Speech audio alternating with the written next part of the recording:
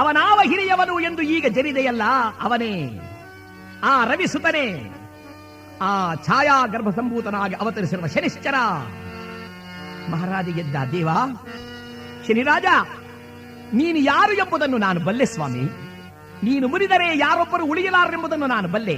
ಆದರೆ ಸಿಂಹಾಸನದ ಮೇಲೆ ಕುಳಿತು ನ್ಯಾಯವನ್ನೇ ಹೇಳಬೇಕಾದ ಈ ವಿಕ್ರಮಾದಿತ್ಯ, ತಂದೆ ತಾಯಿ ಗುರು ದೈವವನ್ನು ಲೆಕ್ಕಿಸದೆ ಎಲ್ಲರನ್ನೂ ಕಾಡುವನೊಬ್ಬ ದೇವರೇ ಎಂದು ನಿನ್ನನ್ನು ಜರಿದದ್ದು ನಿಜ.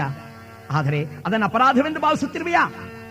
ಶನಿರಾಜ ಹೇಳಿದ, ಅರಸ, ಸತ್ಯಸಂಧನು, ನಿಷ್ಠಾವಂತನು, ಧರ್ಮಿಷ್ಠನೂ ಆಗಿರತಕ್ಕಂಥ ನಿನಗೆ ಈ ಭಾವನೆ ನಿನ್ನ ಮನದೊಳಗೆ ಮೂಡಬೇಕಾದರೆ ಕಾರಣವೇನು ಬಲ್ಲೆಯ?